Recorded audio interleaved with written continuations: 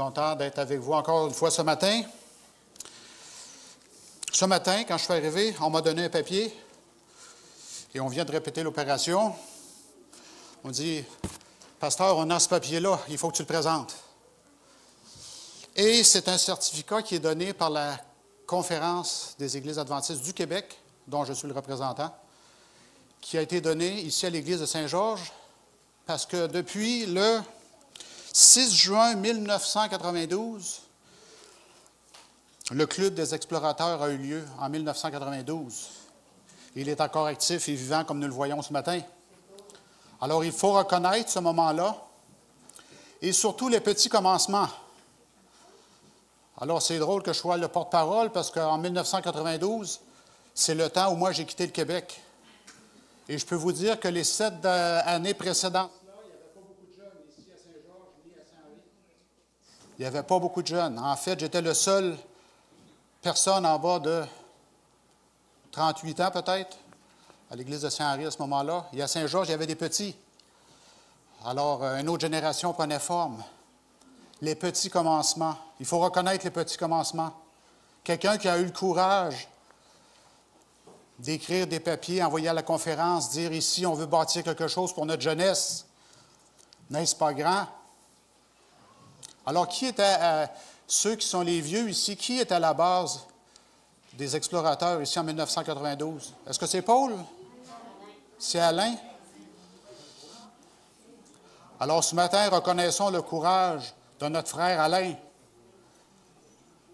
qui a vu les jeunes. Il y avait une possibilité.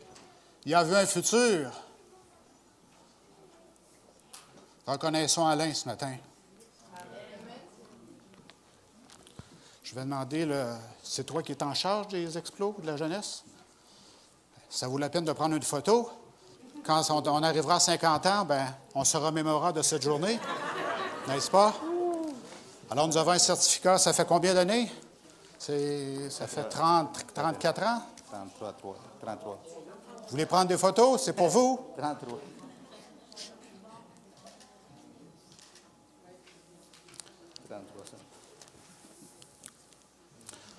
Alors, reconnaissons ce petit moment d'un père de famille qui a voulu faire quelque chose pour la communauté et qui aujourd'hui est très grand.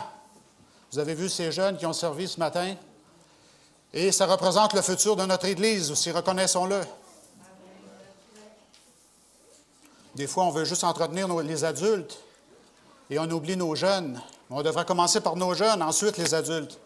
Parce que les adultes devraient déjà être en service, n'est-ce pas?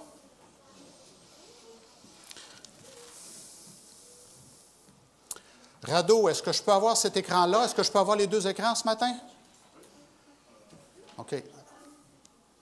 Alors, faisons le premier test. Oui. Alors, ce matin, c'est une prédication un peu différente. Encore une fois, c'est mon cœur qui avait quelque chose. Il y a un bon frère adventiste qui vient me voir une bonne journée pour avoir une discussion avec moi. Et il était perplexe et frustré.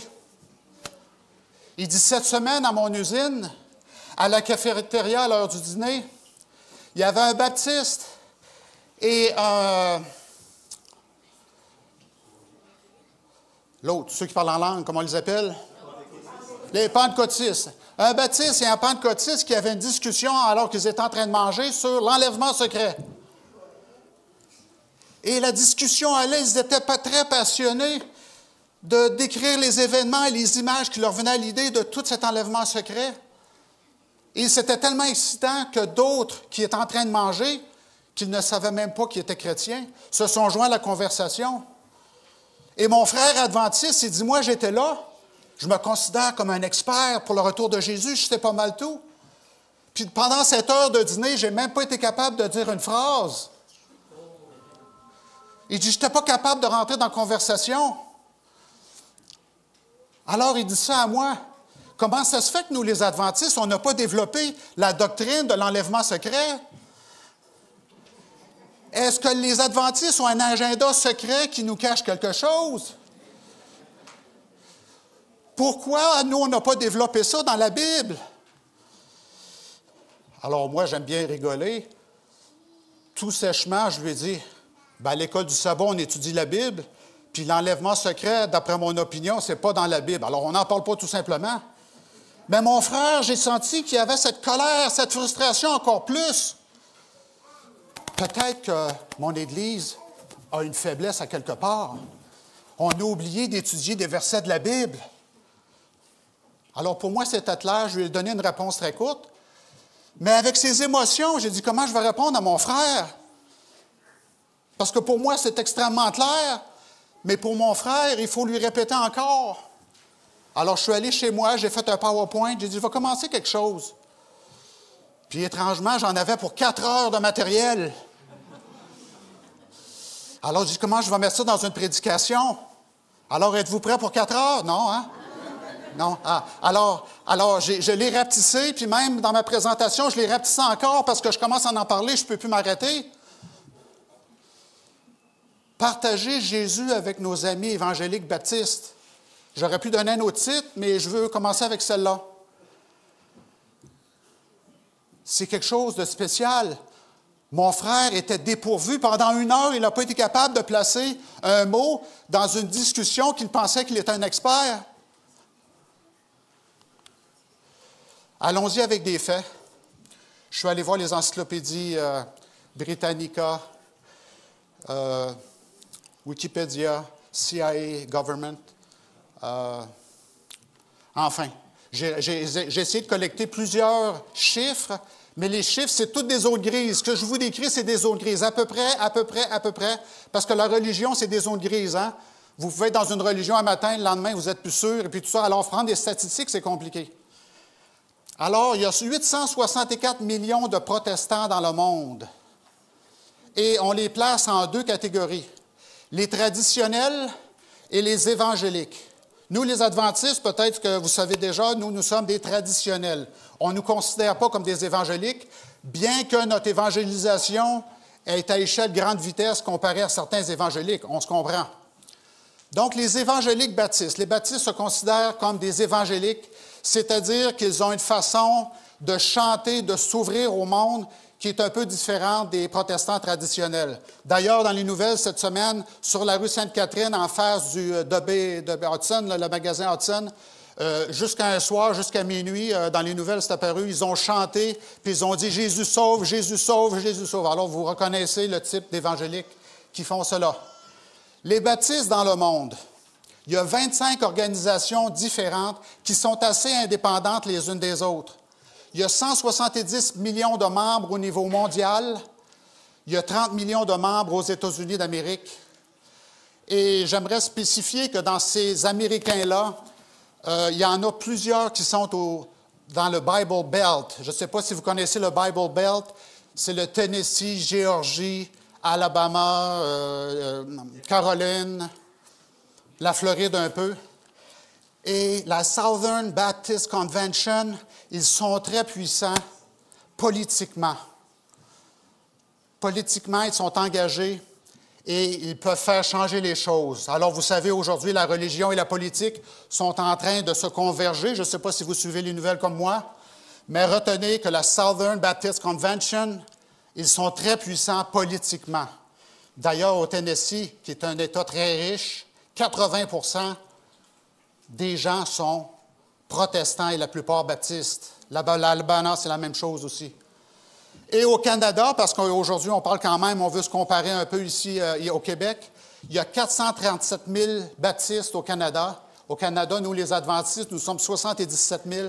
Donc, vous avez 5 fois plus de chances de rencontrer un baptiste qu'un adventiste au Canada. 5 fois plus. Et de l'autre côté, dans le monde des protestants, il y a les pentecôtistes et toutes les branches, parce qu'eux, ils donnent un nom. Vous savez, si vous allez aux États-Unis, vous allez voir Church of God of Louisiana, Church of God of Church of the Living God. Tous ces différents noms-là sont dans la branche pentecôtiste. Ils sont 617 millions dans le monde, dont 11 millions de pentecôtistes qui disent « Nous sommes évangéliques. La façon que nous allons prêcher, c'est pour attirer les gens de l'extérieur. On va chanter des chants qu'ils aiment. On va faire des prédications qu'ils aiment pour attirer les gens du monde. » L'autre chose que je peux vous dire aussi, c'est que les pentecôtistes, leur nombre est stable. Ils sont stables après les années. Les chiffres restent et les pentecôtistes restent des pentecôtistes. Tandis que les baptistes, les chiffres que je vous ai donnés des baptistes, ont diminué drastiquement de 33 % depuis 10 ans. L'Église baptiste est en train de s'effondrer. Mon opinion, c'est qu'il y a un manque de structure, peut-être organisationnelle. Mais les pentecôtistes, eux, sont des protestants qui sont très forts. Alors, dans les nouvelles que vous avez, c'est important de comprendre, quand vous avez, qui parlent des chrétiens aux États-Unis, ces gens-là sont très stables et très traditionnels dans leur foi. Alors, ce que je vous ai expliqué, il y a deux branches, et il y a les évangéliques qui font beaucoup de bruit. Alors, aux États-Unis, quand vous les voyez dans les nouvelles, c'est surtout les évangéliques, parce que les autres ne sont pas bruyants, puis même, ils ne veulent pas trop de changement.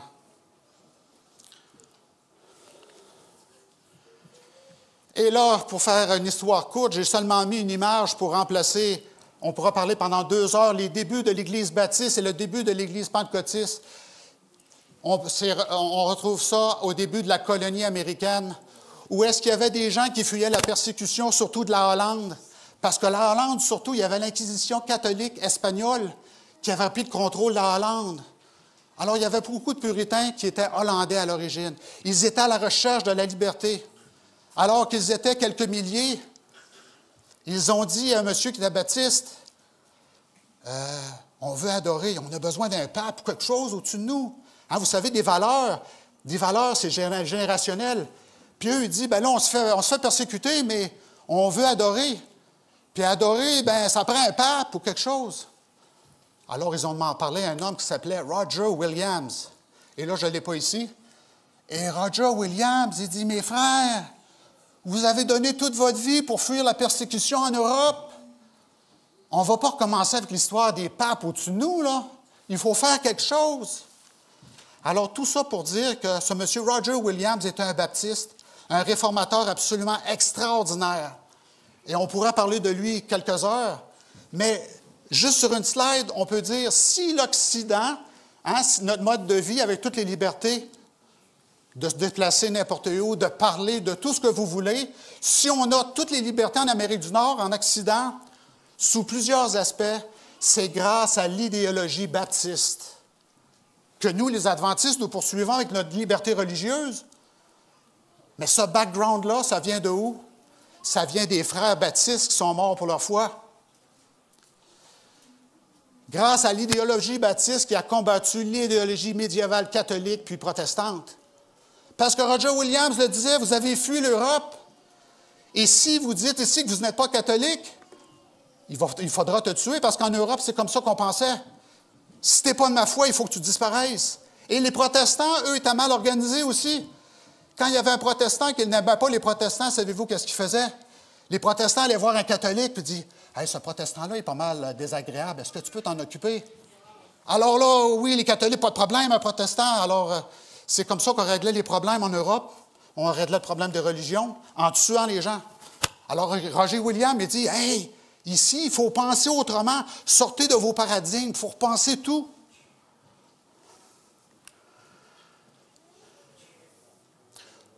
Nous, l'Église adventiste ne sort pas de vacuum. Nous avons eu des pionniers qui avaient des pensées, des façons de faire. Et nos théologiens, souvent, étaient d'origine baptiste. On n'a pas le temps de les nommer ce matin, mais voici ce que nous avons en commun et que nous avons tiré des pensées baptistes qui étaient bibliques et que nous avons gardées avec nous. Des baptistes, nous reconnaissons aussi qu'il y a les 5 solas. Hein, on va sortir notre latin. Seul Christ peut nous sauver. Christus gratia, la seule grâce de Dieu peut nous sauver. Sola fide, la foi de Dieu en Dieu seulement peut nous sauver. Sola scriptura, l'Écriture est digne d'être étudiée parce que c'est la parole de Dieu. Et Deo Gloria, nous faisons tout pour la gloire de Dieu. Alors ça, c'est les 5 solas que nous avons en accord avec les fondateurs baptistes à l'origine de la colonie. La Bible comme seule règle de foi et de pratique, la divinité de Dieu, la seconde venue de Jésus, le baptême par immersion, la séparation de l'Église et de l'État, liberté religieuse. Quand on va se battre pour notre liberté religieuse, n'oubliez jamais ceux qui ont la mentalité baptiste, parce qu'ils ont ça aussi dans leur croyance. Liberté religieuse, liberté à tout prix. Autonomie de l'Église locale, prêtrise de tous les croyants, chaque individu prie Dieu personnellement, et le créationnisme. Le PowerPoint a décalé ce que j'avais écrit, il l'a mis plus petit. Je l'avais mis plus gros, mais il l'a mis plus petit. Donc, ça peut être dur pour les yeux, là, mais on va en venir à bout. Alors, la question qu'on se pose ce matin, parce qu'il faut repartir d'ici avec quelque chose, les adventistes que nous sommes avons tant de points en commun avec les évangéliques baptistes. Pourquoi donc est-il difficile de parler de spiritualité de façon ouverte et équilibrée avec ses amis si convaincus? Hein, comme mon frère qui est venu me voir, qui dit « Pendant 1 heure, il parlait de l'enlèvement secret, je n'ai pas pu dire un mot. Leur vocabulaire, leurs expressions, leurs images, c'était étranger pour moi. » Pourquoi que c'était étranger? Comment établir une doctrine biblique? Retournons à la base ce matin. Comment comprenez-vous vos doctrines bibliques? Il y a Ésaïe 28, versets 10 et 13. Et vous savez qu'Ésaïe, c'est une petite Bible dans une grosse Bible. Et dans Ésaïe, vous pouvez tout trouver. Alors, voici, c'est une parabole, la parole contre les ivrognes spirituels. Et c'est Dieu qui essaie de faire comprendre quelque chose. Il parle spécifiquement à Samarie et à Dan. Alors, une parole, c'est un oracle contre ceux qui prêchent n'importe quoi, qui vivent n'importe comment. Et verset 10, ça dit, « Car c'est précepte sur précepte, précepte sur précepte, règle sur règle, règle sur règle, un peu ici et un peu là. » Alors, le prophète Ésaïe, il fait son oracle et il répète ces choses. Quand tu étudies la parole de Dieu, la Torah, regarde partout dans la Torah pour définir une ligne claire. Et si tu la vois partout, c'est parce que Dieu veut ça. Et au verset 13, on répète encore la même chose. Quand Dieu dit quelque chose 2 fois, quand Dieu répète quelque chose 4 fois, assurez-vous que c'est sérieux. Alors, on ne peut pas prendre un seul verset biblique pour établir une doctrine. L'ensemble du sujet dans la Bible est de sortir une ligne commune. Si vous parlez de la mort, allez voir Genèse, Exode, Lévitique, ainsi de suite. Parce que moi, l'exemple que je dis quand je donne des études bibliques, je dis la Bible, savez-vous qu'est-ce que la Bible dit? 10 fois. Alors, si vous prenez juste quelques mots les uns après les autres, voici ce que vous pouvez faire dire à la Bible. Et ça règle des problèmes. Psaume 14, verset 1b dit « Il n'y a point de Dieu ». Oui, prenez Psaume 14, 1b, « Il n'y a point de Dieu ». Prenez aussi Psaume 10, verset 4b, « Il n'y a point de Dieu ». Où est ton Dieu? Alors, si on prend ces mots-là à la suite les uns des autres et on dit « Ça, c'est ma doctrine de foi », qu'est-ce que vous allez faire? Vous allez dire « Il n'y a pas de Dieu, je ferme la Bible et on passe à d'autres choses ». Mais est-ce que c'est comme ça qu'on établit une doctrine? Mais pas du tout. Alors, beaucoup de protestants croient dans l'infaillibilité et l'inhérence de chaque mot écrit dans la Bible, ce qui cause des problèmes majeurs d'interprétation et de doctrine. Alors, on ne peut pas ouvrir la Bible dans le Nouveau Testament, parce qu'on dit que c'est la Nouvelle Alliance. Voici, j'ai trouvé ces mots-là collés les uns après les autres. Voici ma doctrine. Et je vais descendre les adventistes, je vais descendre ici, et je vais me faire une doctrine personnelle. Est-ce qu'on peut faire ça? Comment Dieu communique-t-il avec ses prophètes? Hein? C'est une question qu'on peut se poser qui va répondre à notre question. Il y a 2 versions. Il y a la version des protestants en général et il y a la position des adventistes. Alors, comparons un peu ces 2 positions-là. L'interprétation des idées. Le Saint-Esprit respecte le libre arbitre des prophètes et les scribes et partage des informations et du matériel que l'humain retranscrira sur papier. Mais Dieu laisse l'humain libre de ce qu'il écrira. Par exemple, dans Jérémie, Dieu donne quelque chose à dire au peuple. Alors Dieu parle à Jérémie. « Ainsi parle l'Éternel, tu vas dire ça demain. » Alors Jérémie va se coucher. Le lendemain matin, il s'occupe des enfants, fait ci, fait ça. Ensuite, il va voir le peuple. Et là, il faut qu'il se rappelle qu'est-ce que Dieu lui a dit. Alors, dans ces mots, il va décrire, « Bien, hier, le Seigneur m'a parlé, il me prend en vision, puis il a dit telle chose dans ces mots. » Et si Jérémie est moindrement comme moi, bien, il va oublier des mots, il va oublier ci, il va oublier ça. Et si le message a passé, Dieu va dire, bien, Jérémie, il a fait sa job, c'est bon. Il y a l'interprétation verbale aussi de l'autre côté. Et ça dit, le Saint-Esprit contrôle chaque mot et idée et pensée des prophètes. Alors, de l'autre côté, on dit, bien, Dieu a saisi le prophète, puis le prophète, il va parler au nom de Dieu comme ça, vous comprenez? Puis là, il va dire mot à mot, qu'est-ce que Dieu doit dire. Mais malheureusement, ce n'est pas le libre arbitre, ça. Ce n'est pas le libre arbitre. Conséquemment, vous savez, dans les séances spirites, Satan, lui, il aime ça, prendre le contrôle de ses médiums. Et souvent, les médiums vont commencer à écrire avec de l'écriture rapide. Hein, de l'autre côté, Satan, lui, il aime prendre le contrôle des humains et sa façon d'écrire, c'est de l'écriture rapide. Mais est-ce qu'on voit ça dans la Bible du côté de l'Esprit Saint ou est-ce que l'Esprit Saint va forcer tout le temps ces personnes, les prophètes, à transmettre les mots de Dieu? Alors, quel genre d'écriture, quel genre de choses Dieu utilise-t-il? Alors, il faut en venir aux conclusions, au constat qu'il y a des erreurs typographiques dans la Bible, mais elle est inspirée dans son ensemble. On ne commencera pas à se raconter des histoires ici, que la Bible, elle est parfaite, c'est des hommes qui ont écrit ça, mais c'est Dieu à 100% dans l'absolu, dans chaque patte qui a été écrit. Parce qu'il y a des erreurs dans la Bible. Allons voir une erreur juste. Dans Marc 5, versets 1 et 2, il est dit, « Ils arrivèrent sur l'autre bord de la mer, dans le pays des Gadaréniens. Aussitôt que Jésus fut hors de la barque, il vint au-devant de lui un homme, sortant des sépulcres et possédé d'un esprit impur. » Alors Marc, il raconte l'histoire dans ses détails des années, plusieurs années plus tard, et dans sa mémoire à lui, il dit qu'il y a un homme qui a sorti des sépulcres et qui était possédé d'un esprit impur. Et l'histoire est racontée aussi par Matthieu, qui lui aussi plus tard raconte son histoire. Il va dire, lorsqu'il fut de l'autre bord dans le pays des Gadaréniens, 2 démoniaques sortant des sépulcres vinrent au-devant de lui. Ils étaient si furieux que personne n'osait par là. Alors, si on croit que la Bible est inhérente dans chaque mot, dans chaque lettre, bien, est-ce qu'on ferme la Bible, on tire la Bible, on dit, il y a une erreur dans la Bible? Hein? Est-ce que c'est comme ça qu'il faut réfléchir à la lecture de la parole de Dieu? Parce que Marc ou Matthieu ont fait une erreur de typographie. Comment est-ce que Dieu nous inspire? Inspiration verbale ou inspiration des idées? Les adventistes croient que l'inspiration divine s'est faite par un humain qui a reçu des idées et de l'information à partager à son peuple. Cet humain partage les informations de son mieux, mais il peut y avoir des erreurs humaines qui se dessinent, mais le message de Dieu passe malgré l'humanité. Alors nous croyons au libre arbitre, que Dieu nous parle et que si on fait des erreurs le lendemain, quand on partage la parole du Seigneur et que le Seigneur ne fait rien, bien, le message passe. Si on l'a tellement mal fait, le Seigneur va revenir. « Hey, allume, tu n'as pas transcrit ce que j'avais dit. Quand je dis ainsi par l'Éternel, tu donnes le meilleur de toi-même. » là. Hein? Plusieurs protestants croient que l'inspiration verbale se fait par Dieu, contrôlant toute parole, geste ou action posée par l'humain à qui Dieu communique pour retransmettre son message. Pendant l'échange, l'humain est comme un robot mécanique. Cependant, il y a plusieurs erreurs, on parlait de typographie dans la Bible, qui ne peuvent supporter tout ce qui a été écrit et divinement parfait.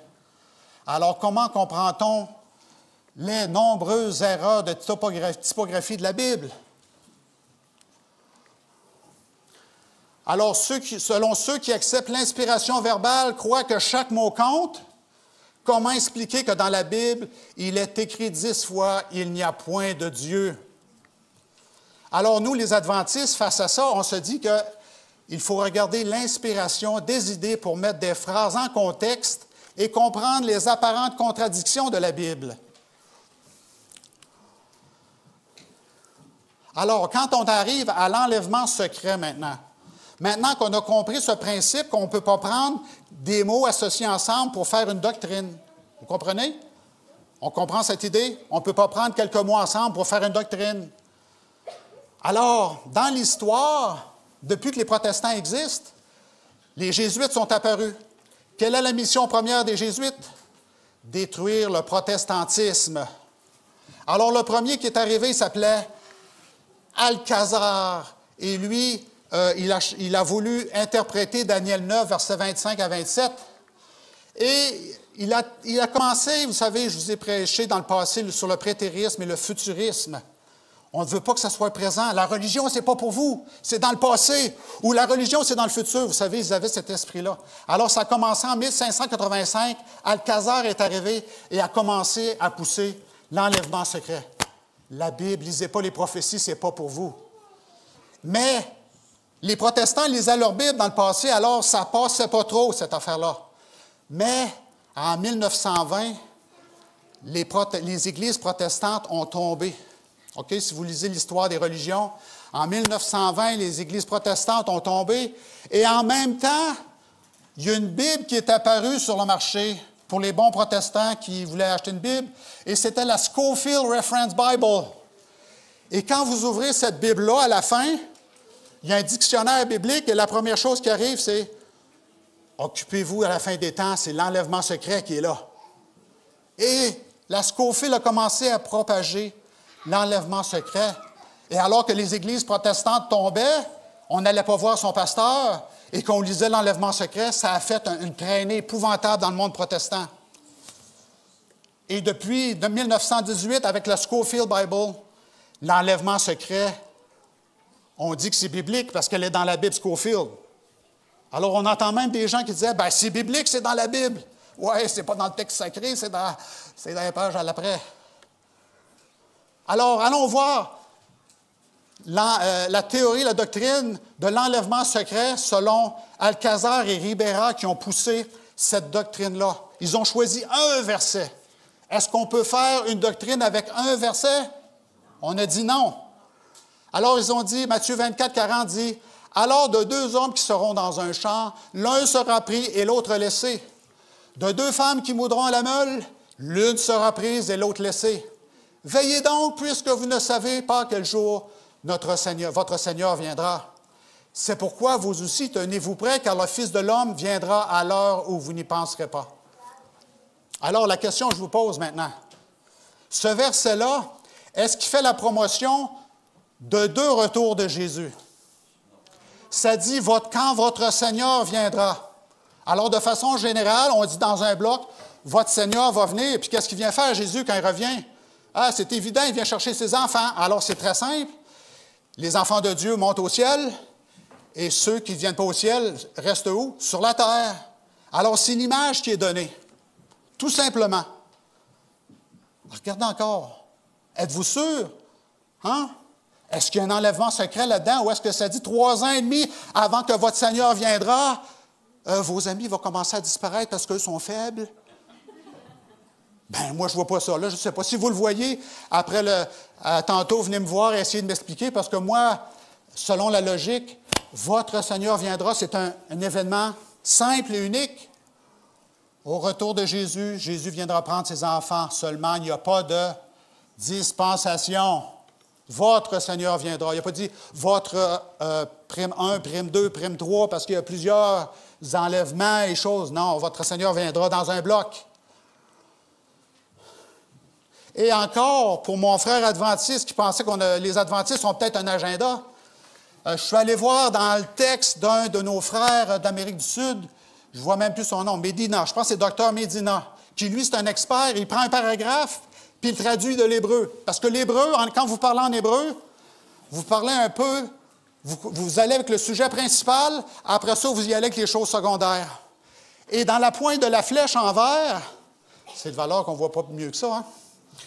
En D, ça dit « le temps et l'expérience du Messie ». Alors, ce paragraphe-là, on ne peut pas lui faire dire ce qu'on ne veut pas, parce que c'est l'expérience du Messie et ça dit que le Messie va mourir en 31. Messie mourir 31. Alors, si vous essayez de faire dire que l'on est rendu à un deuxième avènement, puis que c'est on ne peut pas aller là.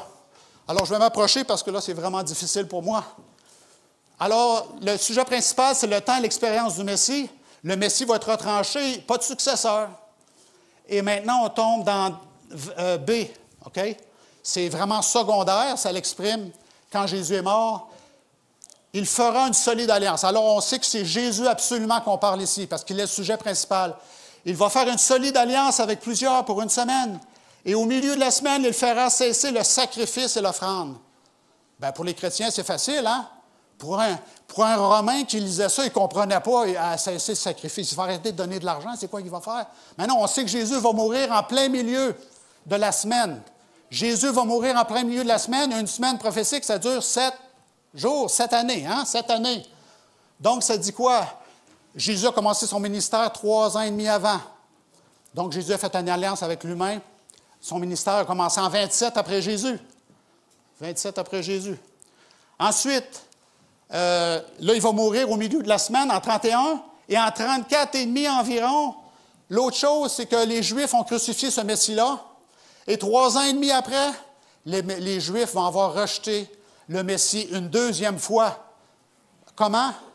Au travers des disciples d'Étienne, qui leur a prêché, « Hey, vous avez rejeté le Messie, c'est votre chance. L'Église chrétienne est partie sans vous. Est-ce que vous vous joignez à moi? » Et est-ce que c'est ça qu'ils ont fait, les Juifs? Malheureusement, c'était Saul de Tarse qui est là. Et Saul de Tarse était là, et il a approuvé la lapidation d'Étienne. Et c'est ça que ça parle ici. Ensuite, en terminant, ça dit la destruction de la ville. On parle du Messie, et le Messie est la prophétie de Daniel 9.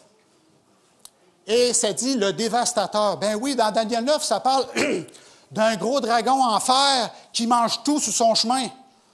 Alors, pour un Romain qui lit ça, il ne comprend rien. Mais celui qui étudie la Bible, c'est qui le dévastateur avec les jambes de fer? On sait très bien de qui on parle. On parle des Romains, on parle du chef romain ici. Le chef romain. Le chef romain commettra les choses les plus abominables jusqu'à ce que la ruine et ce qui a été résolu. Oh, ce qui a été résolu. Ah, bien là, il faut lire Daniel pour comprendre où est-ce qu'on s'en va avec ça. Fonde sur le dévastateur. Ça veut dire que l'Empire romain va s'effondrer. Alors là, il faut regarder. Il faut prendre le temps d'étudier cet Empire romain-là. On sait qu'il va se transformer aussi. Alors, il faut regarder les 2 fois que cet chef de l'Empire romain va être détruit. Sa ruine arrive. Alors, pour nous qui lisons la Bible, ça devient clair qu'on parle de l'Empire romain, les jambes de fer, la destruction de Jérusalem, jusqu'à 1798, qui fait partie des prophéties.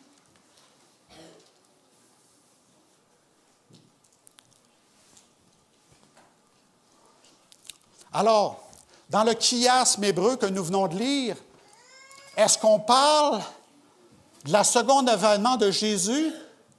Et dans son second avènement, il va y avoir 3 ans et demi, il va y avoir quelque chose comme secret. Est-ce que vous le voyez dans ce qu'on vient de voir? Bien, moi, je ne le vois pas du tout. Si vous le voyez, essayez de venir m'expliquer où est-ce que vous voyez cela. Alors, l'enlèvement secret. Alors là, on était dans les prophéties de l'Ancienne Alliance, l'Ancien Testament, et pour certains chrétiens, c'est pour les Juifs, ça. Touchez pas à ça, l'Ancienne Alliance. Alors, allons dans la Nouvelle Alliance maintenant. Il faut respecter la Nouvelle Alliance. En plus, c'est l'apôtre Paul qui parle ici. On n'a pas le choix de rejeter ça. Hein? 1 Thessaloniciens 4, versets 15 et 17, il est dit, « Voici en effet ce que nous vous déclarons d'après la parole du Seigneur. Nous, les vivants, restés pour l'avènement du Seigneur. » Ah, bien là, on parle du retour de Jésus, là. Nous, les vivants. Alors, on sait qu'il y a des vivants quand Jésus revient. Une chose, nous ne devancerons pas ceux qui sont décédés. Ah, quand Jésus revient, il va y avoir des morts. Il va y avoir des vivants et des morts. Car le Seigneur lui-même a un signal donné à la voix d'un archange. Dans la Bible, hein, à la voix d'un archange, ça brasse. Hein? Vous reconnaissez ça? Et au son de la trompette de Dieu descendra du ciel. Une fois, moi, j'avais une entreprise. Avant, j'étais mécanicien. Puis je me rappelle encore, j'avais ma coverall, j'étais plein de graisse. Et j'ai affaire à aller à la maison. Et les témoins de Jéhovah sont là. Là, ils parlent du retour de Jésus. Et j'ai dit, vous, les témoins de Jéhovah, vous croyez que Jésus est revenu en 1914. Mais qu'est-ce que vous faites de la trompette de Dieu, puis il signale la voix d'un archange? Ah, bien ça c'est spirituel. On ne l'entend pas, ça, c'est venu dans le spirituel. Ben, j'ai dit, moi, je lis ma Bible, puis quand je vois archange, puis au son de la trompette, dans le désert du Sinaï, là, quand ils mettaient la trompette, là, si tu n'allais pas là, tu étais dans le trouble, hein? Puis ça brassait, c'était fort. Et les morts en Christ ressusciteront premièrement. Alors, on sait que quand Jésus revient, il y a des vivants et des morts, et les morts, la première action, les morts vont ressusciter. Ensuite, nous les vivants. Alors, vous avez l'image, ça nous dit, les morts ressuscitent, et nous qui sommes vivants, nous serons tous ensemble. Alors, il y a les vivants et les morts, enlevés avec eux sur des nuées, à la rencontre du Seigneur dans les airs. Alors, moi, cette technologie-là, je ne la connais pas, mais Dieu, il est capable de faire ça. Tous ceux qui sont sauvés sur la terre vont s'élever, léviter vers les nuées. Et ainsi, nous serons toujours avec le Seigneur. Alors, la question que je pourrais dire à mon frère, l'enlèvement secret, comment tu l'expliques avec ce verset-là? Mais moi, je ne suis pas capable de rien voir. Voyez-vous des gens spéciaux autour du Christ qui ont été épargnés dans l'enlèvement secret? 2 Thessaloniciens 4, versets 5 et 8. Un autre verset qui parle du retour de Jésus. C'est une preuve du juste jugement de Dieu. Ah, on parle du jugement, oui. Le retour de Jésus puis le jugement, c'est connecté. Pour que vous soyez jugés dignes du royaume de Dieu, pour lequel vous souffrez. Oups! Ça se peut que les chrétiens souffrent à un moment donné. Car il est de la justice de Dieu de rendre l'affliction à ceux qui vous affligent, de vous donner, à vous qui êtes affligés, du repos avec nous, lorsque le Seigneur Jésus apparaîtra du ciel avec les anges de sa puissance, au milieu d'une flamme de feu, pour punir ceux qui ne connaissent pas Dieu et ceux qui n'obéissent pas à l'Évangile de notre Seigneur Jésus-Christ.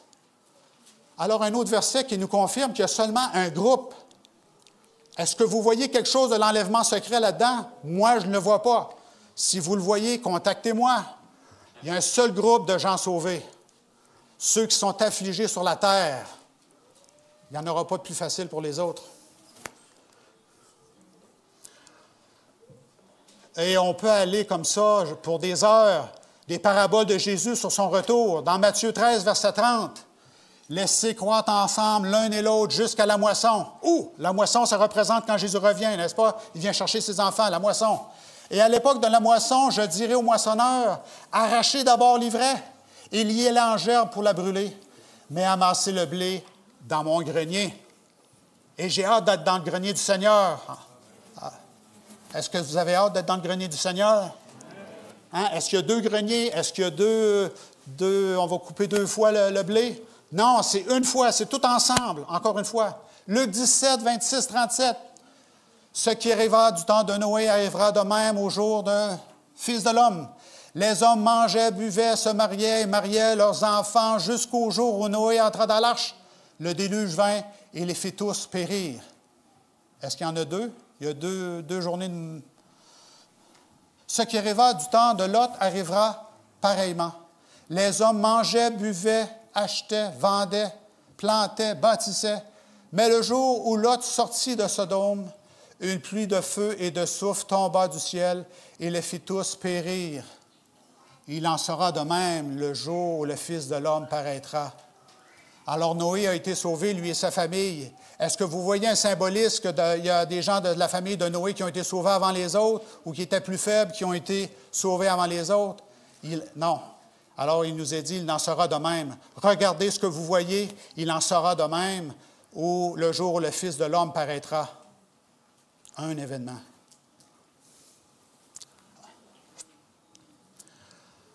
Maintenant, dans les discussions que vous allez avoir avec nos frères éloignés, autre doctrine non fondée sur la Bible, la croyance hellénistique que chaque individu a une âme immortelle, indestructible, distincte du corps, qui délaissera le corps pour être destiné au ciel ou à l'enfer. Le roi, je vais m'approcher, je ne vois pas bien là-bas. Le roi des rois et seigneur des seigneurs qui seul possède l'immortalité. C'est dans Timothée 6, verset 15b. Qui habite une lumière inaccessible que nul homme n'a vue ni ne peut voir, à qui appartiennent l'honneur et la puissance éternelle. Amen. Alors, ça nous dit ici, c'est un verset comme bien d'autres qui nous dit que Dieu seul possède l'immortalité. Alors, si vous pensez qu'il y a d'autres individus qui peuvent être immortels, il faut réfléchir. Et la question qu'on se pose, est-ce que l'humain a plusieurs composantes asservies les unes aux autres, physiques et métaphysiques? Alors, il y a une figure protestante qui a été tuée il y a 2 semaines, et sa femme, à la fin du discours, a dit, il est présentement, tout ce qu'elle avait dit concordait avec la Bible, mais à la fin, elle a dit, maintenant, il était à côté de Jésus, en train de regarder ce qui se passe ici. Est-ce que c'est biblique? L'immortalité de l'âme, c'est une fausseté culturelle. Savez-vous, dans la Bible, si vous lisez vraiment votre Bible très, très fortement avec une concordance, le mot âme est écrit 1600 fois dans la Bible. On n'a pas d'excuse pour passer à côté. Et l'âme n'est jamais immortelle. C'est un défi que vous avez si vous trouvez une âme mortelle. Une âme immortelle, c'est-à-dire. L'âme, c'est 1600 fois dans la Bible. Toujours mortelle, jamais immortelle. Genèse 2,7 dit « L'Éternel Dieu forma l'homme de la poussière de la terre. » Premier élément de l'humain, la poussière. Nous sommes des terrestres. Notre biologie vient de la terre. Il souffla dans sa narine un souffle de vie. Alors Dieu fait quelque chose et les poumons bougent. Et ça, c'est le souffle de vie. Et l'homme devint une âme vivante. Job 27, verset 3. « Aussi longtemps que j'aurai ma respiration et que le souffle de Dieu sera dans mes narines. » Et Ecclésiaste 12, verset 9. « Avant que le poussière retourne à la terre comme elle y était et que l'esprit retourne à Dieu qui l'a donné. » Corps plus souffle de vie, hein, c'est comme le disque dur, notre caractère. Dieu nous promet qu'il n'oublie pas notre caractère. Qui nous sommes de l'autre côté, ce sera nous. Nous sommes une âme vivante. Alors, la question qu'on se pose, Casper, connaissez-vous Casper? Dans mes études bibliques, j'essaie de mettre ça le plus simple possible. Casper, quand vous décédez, est-ce qu'il cherche une place où aller? Il voit un animal, un chat sur le bord du chemin. Ouf! Est-ce que c'est vraiment ça qui arrive? Est-ce que c'est ça que la Bible dit? Mais pas du tout. Au contraire, ce sont les doctrines païennes qui parlent de ça. L'âme qui pêche, c'est celle qui mourra. Une autre doctrine qu'on doit savoir quand on parle avec nos amis protestants, l'enfer. Qu'est-ce que l'enfer? La doctrine hellénistique, machiavélique, elle s'est transformée au cours des siècles, n'est-ce pas? C'est meilleur. Plus les siècles passent et plus l'histoire est bonne.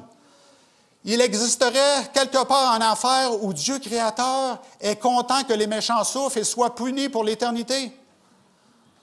Et Dieu dit, œil pour œil, dent pour dent. Si tu fais le mal 80 ans de ta vie, pourquoi tu souffrirais une éternité? Dieu aime la rétribution, Dieu aime les choses égales. Puis là, un humain qui ne veut pas Dieu pour 80 ans de sa vie va souffrir pour l'éternité sous le contrôle de démons que Dieu gère. Ouch! Quand je lis ma Bible, ça ne fait pas de sens pour moi. Malachie 4, versets 1 et 3, ce sont les versets les plus chauds de la Bible que j'aime citer. Quand quelqu'un me parle de l'enfer, j'ai Malachie 4, versets 1 et 3. « Car voici le jour vient, ardent comme une fournaise. » Oh oui, bien la Bible dit qu'une journée, ça va être chaud. Oui, on le croit. « Tous les hautains et tous les méchants seront comme du chaume. » Oh, du chaume! Est-ce que ça, c'est comme l'uranium qui brûle des demi-vies pendant des milliers d'années, des millions d'années? Non, du chaume. Avez-vous déjà fait un feu de chaume? Zach, je crois qu'il vous a déjà raconté une histoire. Hein? Nous, en Ontario, on avait fait brûler du chaume sur notre terrain. Mais il y avait des champs de blé, des champs de maïs alentour qui... ma famille, on a vu c'était quoi un feu de chaume. Ouf! Et ça s'éteint aussi vite que c'est arrivé. Alors, le dernier jour, ce sera très chaud, les méchants seront comme du chaume. Le jour qui vient les embrasera. Oui, les méchants vont brûler. Dieu va les punir, dit l'Éternel des armées. Il ne leur restera ni racines, ni rameaux. Il ne restera rien d'eux, même ce qui est un peu caché. Et vous foulerez les méchants, car ils seront comme de la cendre sous la plante de vos pieds. Ah, ils ne brûleront pas pour l'éternité avec un diable, avec une fourche qui va les retourner, les pousser plus loin. Non, ils seront comme de la cendre sous vos pieds. Au jour que je prépare, dit l'Éternel des armées. Ah, mais ça ne ressemble pas à l'enfer qu'on nous raconte. Ils seront comme de la cendre. Le jugement entraînera un châtiment aux conséquences éternelles qui est décrit comment? De la cendre. Jude 7 dit que Sodome et Gomorrhe et les villes voisines qui se livrèrent comme eux à la débauche, à des vices contre nature, sont donnés en exemple, subissant la peine d'un feu éternel. Alors, c'est un jugement éternel. Est-ce que Sodome et Gomorrhe brûlent encore aujourd'hui? Non, c'est un site archéologique. C'est un site archéologique. Mais est-ce qu'ils prospèrent dans leurs péchés? Non, le jugement est éternel. Leurs actes, c'est terminé. Mais le jugement de Dieu est encore là. Les archéologues trouvent apparemment des boules de soufre. 2 Pierre 2,6 parle un peu du même sujet dans le même contexte. Si la condamné à la destruction est réduit en cendres, lui aussi, il va et rajoute les villes de Sodome et Gomorrhe, les donnant comme exemple aux impies à venir. Ah, dans le futur, là, il va falloir qu'ils se rappellent de Sodome et Gomorrhe, parce que le jugement éternel peut tomber sur eux. Ils seront comment? Un site archéologique, de la cendre, fini, terminé.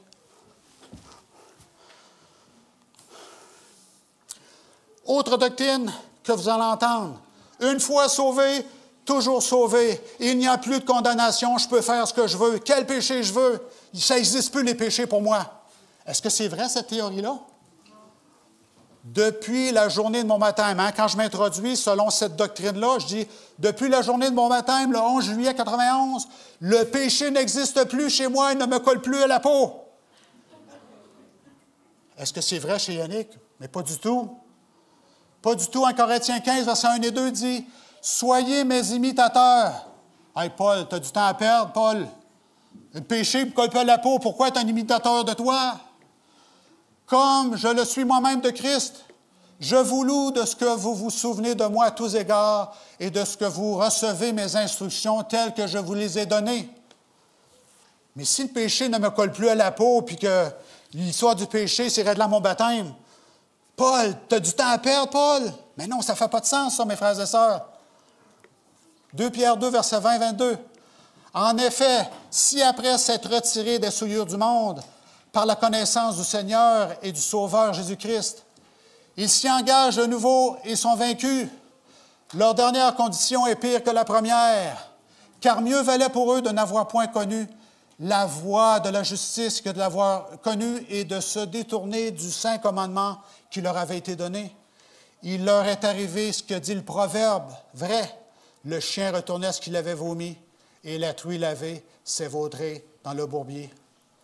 Alors, après avoir connu le Christ, après avoir été baptisé, il est possible, par choix personnel, de retomber en arrière. C'est ce que Pierre dit. Et cette condition, elle devient pire que la première, parce que vous avez la connaissance en plus. Donc, devant le juge, c'est la même chose à la Cour du Québec. Vous saviez ces choses-là, et vous l'avez fait par méchanceté. Alors, on va appliquer la justice et peut-être même un bonus. Votre probation va être plus longue, peut-être. La grâce à bon marché, ce qu'on appelle cheap grace. La grâce de Jésus. C'est à grand prix que Jésus est mort pour nous. 1 Corinthiens 9, 27 dit, « Mais je traite durement mon corps et je le tiens assujetti, de peur d'être moi-même désapprouvé après avoir prêché aux autres. » Alors l'apôtre Paul, il dit, « C'est pas fini le combat. Le combat n'est pas fini après le baptême. On continue à se battre. On doit tenir durement notre corps et le tenir assujetti. » N'est-ce pas? Jérémie 6, 27, 30. Dans l'Ancienne Alliance, on dirait, mais c'est encore valide aussi, « Je t'avais établi en observation parmi mon peuple. » On les appelle aussi de l'argent méprisable, car l'Éternel les a rejetés. Et là, Jérémie est en train de parler à l'élite du peuple, les prêtres, le roi, les princes. Vous connaissez toute la puissance de Dieu et vous choisissez de faire quelque chose de différent. L'Éternel, après vous avoir accepté comme un enfant de Dieu et vous avoir placé comme roi, prince, ministre, prêtre, il vous rejette. Alors la grâce n'est pas à bon marché. Elle est à bon marché, oui. Elle est à bon marché, mais il faut obéir. Hébreux 4, un autre verset dans la Nouvelle Alliance. La désobéissance après le baptême existe. On va prendre le temps de le lire. Il dit cela, quoique ses œuvres aient été achevées depuis la création du monde, car il a parlé quelque part ainsi du 7e jour. Et Dieu se reposa de toutes ses œuvres le 7e jour. Et il dit encore, ils n'entreront pas dans mon repos. Or, puisqu'il est encore réservé à quelques-uns d'y entrer, et que ceux à qui d'abord la promesse a été faite n'y sont pas entrés à cause de leur désobéissance. Et vous savez ici, à qui Paul parle-t-il? Il parle aux chrétiens de Rome. Il parle aux chrétiens de Rome. Il parle de désobéissance. Dieu fixe de nouveau un jour aujourd'hui en disant dans David bien longtemps, et après, comme il l'a dit plus haut, aujourd'hui, si vous entendez sa voix, n'endurcissez pas vos cœurs. Alors, il est possible d'endurcir notre cœur si on rejette le Christ, on rejette l'appel du Saint-Esprit à changer notre comportement, à laisser Dieu travailler dans notre vie. Et l'apôtre Paul conclut en disant, « Empressons-nous donc d'entrer dans ce repos. » Il n'a pas dit « tout est gagné » puis allez le dire aux autres. Ça ne nous concerne pas. Non, ce n'est pas ça qu'il dit. Nous, les chrétiens, spécialement vous qui êtes à Rome, empressez-vous d'entrer dans ce repos afin que personne ne tombe en donnant le même exemple de désobéissance. On peut servir Dieu et le désobéir, ça peut arriver. Peut-on reconnaître un serviteur du Dieu très haut? Est-ce que le comportement ou ce qu'on nos actions sont importantes? Une fois qu'on a accepté le Christ dans notre vie, est-ce que notre comportement est important? Une autre chose avec laquelle on peut avoir une discussion avec nos amis protestants, ils vont parler de la sainteté du dimanche. Je vais rester en bas parce que il va falloir que je dispute mon PowerPoint. Alors, qu'est-ce qu'ils disent les protestants? Ils disent, bien, Jésus est ressuscité un dimanche, donc tous les chrétiens devraient adorer en cette journée. Et tous les protestants croient ça, sauf les adventistes et quelques autres.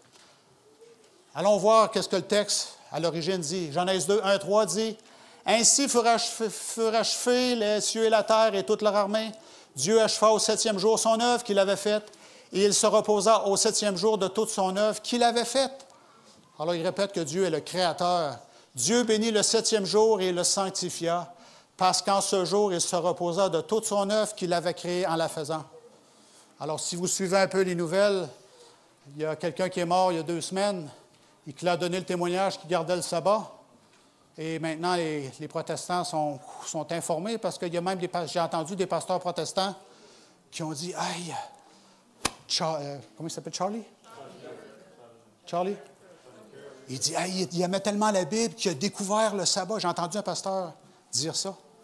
Et ça les fait réfléchir, hein, quand ça vient de quelqu'un d'autre de nous. Le 7e jour est béni. Luc 4, verset 16, a dit, Jésus, on parle de Jésus, se rendit à Nazareth où il avait été élevé selon sa coutume. Il entra dans la synagogue le jour du sabbat. Alors là, le Nouveau Testament, c'est le livre de la Nouvelle Alliance. On dit que Jésus, selon sa coutume, gardait le sabbat. Est-ce que Jésus avait l'habitude de faire des choses inutiles avec ses confrères pharisiens? Quand ça ne marchait pas avec Jésus, il disait, hein? Alors ça marchait avec Jésus de garder le sabbat.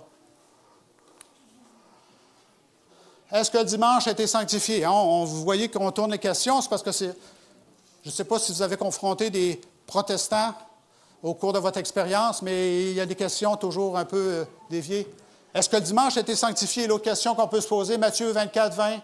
Et là, Jésus parle du futur. Il parle de la nouvelle alliance, là. Il dit, priez pour que votre fuite n'arrive pas en hiver, ni un jour de sabbat. Là, on ne parle pas de la dispensation de l'autre côté. Il parle de la persécution dans la nouvelle alliance, là. Et Paul aussi observait le sabbat. Et son jour de prédilection pour faire des conférences, c'était le sabbat aussi. Alors, j'ai mis un calendrier pour que ce soit un peu plus visuel. On a le samedi, Saturday à la fin, parce qu'en anglais, c'est plus fort, hein? Et est-ce que le dimanche est béni?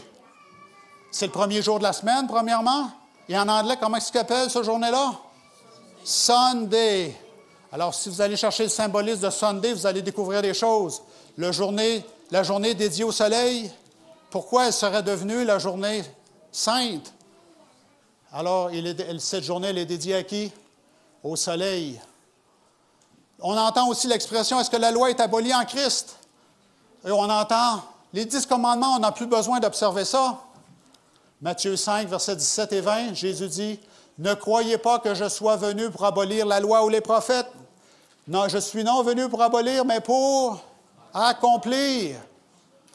Car je vous dis en vérité, tant que le ciel et la terre ne passeront point, il ne disparaîtra pas de la loi un seul iota ou un trait de lettre. Hein? Un iota par rapport à passé, futur. Si c'est écrit au passé, on le garde au passé. Si c'est au futur, on le garde au futur. Celui donc qui supprimera l'un de ses plus petits commandements et qui enseignera aux hommes à faire de même sera appelé le plus petit dans le royaume des cieux. Si vous dites que les 10 commandements, vous n'avez pas besoin de les garder, vous allez être le plus petit dans le royaume des cieux. Et en hébreu, ça veut dire quoi? Le plus petit, ça veut dire que vous ne serez pas là. Mais celui qui les observera et enseignera à les observer sera appelé grand dans le royaume des cieux. Car je vous le dis, si votre justice ne surpasse pas celle des scribes et des pharisiens, vous n'entrerez point dans le royaume des cieux. Alors là, ça, c'est dur. C'est quand même une parole dure de Jésus. Notre justice par rapport à sa loi, à son caractère. Jésus est venu pour accomplir. Alors, il y a une partie de la loi qui peut être accomplie, mais il y a une partie de la loi qui ne peut pas être accomplie, qu'elle est là éternellement, de façon permanente. L'obéissance est d'aimer notre Dieu dans des verbes d'action. Aimer Dieu dans des verbes d'action. Gardez mes commandements. Que le péché ne règne donc point dans votre corps mortel. Paul, il parle aux chrétiens romains. Péché, sortez ça. Et n'obéissez pas à ses convoitises. Péché est encore là, même si vous êtes baptisés. Ne livrez pas vos membres au péché. Hein, la tentation est toujours là. Comme des instruments d'iniquité, mais donnez-vous vous-même à Dieu, comme étant vivants de mort que vous étiez. Dans les eaux du baptême, vous êtes ressuscités avec le Saint-Esprit. Offrez à Dieu vos membres comme des instruments de justice. Alors, ça continue après le baptême. Ce n'est pas terminé. Représentez Dieu après le baptême aussi. Et évitez le péché, laissez le péché loin de nous. Car le péché n'aura point de pouvoir sur vous, puisque vous êtes non sous la loi, mais sous la grâce. Si vous roulez à 100 km à l'heure sur l'autoroute, il n'y a pas de problème. La loi n'est pas là. La police ne vous courra pas après. Mais si vous roulez à 200 km à l'heure, vous allez tomber sous le jugement du policier, hein, avec son laser. Pécherions-nous donc parce que nous sommes non sous la loi, mais sous la grâce? Loin de là. Donc, il y a le symbolisme que la loi de Dieu est écrite dans la pierre. Et il y en a d'autres lois qui sont écrites sur des peaux d'agneaux, de moutons, et qui étaient à côté de l'Arche de l'Alliance, n'est-ce pas? Alors, est-ce qu'il y a un symbolisme là-dedans? Sûrement. Tous les humains sont justifiés par la foi en Jésus, l'agneau pascal. Alors, on arrive avec la justification et la sanctification. Et si on ne lit pas notre Bible correctement, on vient tout mêler. La sanctification devient la justification devient la sanctification. Car nous pensons que l'homme est justifié par la foi, sans les œuvres de la loi. Ou bien Dieu est-il seulement le Dieu des Juifs? Ne l'est-il pas aussi des païens? Oui, il est aussi le Dieu des païens. Mais puisqu'il y a un seul Dieu qui justifiera par la foi les circoncis et par la foi les incirconcis. Alors, accepter le Christ, c'est par la foi, dans ses mérites. Alors, la loi permanente de Dieu, c'est son caractère. La foi active dans l'amour de Dieu consiste à garder ses commandements et à marcher comme il a marché. Si nous gardons ses commandements, nous savons par cela que nous l'avons connu. Mais celui qui dit « Moi, je le connais, Dieu », et qui ne garde pas ses commandements, hey, c'est dur, ça. Est un menteur et la vérité n'est point en lui. Mais l'amour de Dieu est véritablement parfait en celui qui garde sa parole. Et par cela, nous savons que nous sommes en lui. Celui qui dit qu'il demeure en lui doit marcher aussi comme il a marché lui-même. Alors, si je dis que je suis chrétien, je dois marcher comme Jésus. Il marchait à la synagogue le jour du sabbat. Alors, les 10 commandements doivent être gardés, incluant le 4e. Les 10 commandements. Alors, on essaie de conclure maintenant. Comment bâtir une amitié avec notre ami évangélique? Alors, c'est de confirmer les points que nous avons en commun, que nous avons illustrés au début, et de bâtir une connexion ouverte et transparente avec lui. Essayons pas de cacher des choses, ça ne sert à rien. Témoignons de Jésus et de son salut par grâce. On croit qu'on est sauvé par la grâce en ayant foi dans son sang versé. Discuter de l'importance de la compréhension de la justification par l'acte rédemptrice de Dieu sur la croix qui est accepté par la foi. Exprimons que l'amour et la justice de Dieu ont été exprimés par l'obéissance de Jésus à son Père jusqu'à la mort. Réitérons que l'amour envers Dieu est exprimé par l'humain par son obéissance à la loi de Dieu. Répétons que l'amour conduit toujours à l'obéissance en tant qu'enfant d'Adam et de Jésus. Éphésiens 2, versets 8 et 10 dit « C'est par la grâce que vous êtes sauvés par le moyen de la foi, et cela ne vient pas de vous, c'est le don de Dieu. Ce n'est point par les œuvres, afin que personne ne se glorifie. Car nous sommes son ouvrage, ayant été créés en Jésus-Christ pour de bonnes œuvres. » Oh, il y a des bonnes œuvres qui accompagnent la marche avec le Christ. Il y a des bonnes œuvres afin que personne ne se glorifie. Jean 14, verset 15-17, « Si vous m'aimez, cette relation d'amour, eh bien, qu'est-ce que vous allez faire si vous m'aimez vraiment? Vous allez garder mes commandements. Et moi, je prierai le Père pour vous, il vous donnera un autre consolateur afin qu'il demeure éternellement avec vous. L'Esprit de vérité que le monde ne peut recevoir parce qu'il ne le voit point et ne le connaît point. Mais vous, vous le connaissez car il demeure avec vous et il sera avec vous. » Alors, comment peut-on approfondir l'amitié comme mon frère qui disait qu'il avait été ébahi par des doctrines qui étaient étrangères à ce qu'il lisait dans sa Bible? Qu'est-ce qu'on fait à ce moment-là? Éviter les conflits à tout prix. Les Adventistes, on a appris de nos erreurs, hein? Au 19e siècle, les Adventistes étaient des experts débatteurs. Ils pouvaient débattre là, dans des camp meetings dans l'État de New York, ici, là, jusqu'à temps que les autres n'aient plus de versets bibliques. Les Adventistes étaient capables de les écraser avec 10 autres versets bibliques. Mais on ne construit pas une amitié en écrasant les autres publiquement. Vous comprenez l'idée? Vous pouvez gagner un débat, mais perdre un ami. Développez une amitié simple et honnête de votre amour pour Jésus. Gardez ça simple. Priez pour votre ami, sa famille et ses fardeaux. Priez avec votre ami, pour lui, pour vous, puis vos fardeaux communs. Partagez de votre témoignage de vie. Avec les autres protestants, expliquez comment vous avez connu le Christ. Et maintenant, une fois que votre amitié est sérieuse avec votre ami protestant, vous connaissez vos différences, maintenant, vous pouvez y aller dans les détails. Hein? Les choses simples. Moi, j'ai grandi au Québec. Puis j'ai eu des points sur la gueule parce que je mangeais du tofu. Alors, mais le tofu, on ne peut pas expliquer ça dans le premier verset de votre Bible que vous expliquez. Hein? Alors, une fois que vous avez une bonne relation avec la personne, vous pouvez expliquer pourquoi votre assiette est vraiment différente de celle des autres. Hein? On y va par étapes. Alors, et la dernière chose qu'on peut dire aussi, n'essayez pas de faire le travail du Saint-Esprit. Trop souvent, on essaie de dire, bien là, j'ai une porte d'ouverte, je vais le faire réingurgiter jusqu'à temps qu'il ne soit plus capable de le prendre. Non. Nous avons tous des étapes pour connaître les choses. Allons-y petit à petit. C'est le Saint-Esprit qui va faire le travail, pas vous. Et en terminant, soyons des témoins efficaces pour le Seigneur. Alors, à mon frère adventiste qui est venu me voir, parce qu'il était débordé par ces protestants-là qui avaient une doctrine qu'ils ne connaissaient pas, des mots, un vocabulaire qu'ils ne connaissaient pas. Alors oui, on peut s'introduire, on peut toujours être une lumière. Avec l'aide du Saint-Esprit, prions et soyons simples, avec le sourire. Puis à un moment donné, les gens vont se retourner. Mais toi, tu es chrétien, pourquoi tu n'as pas réagi? C'est quoi tu crois, toi? Ah, alors là, on peut témoigner.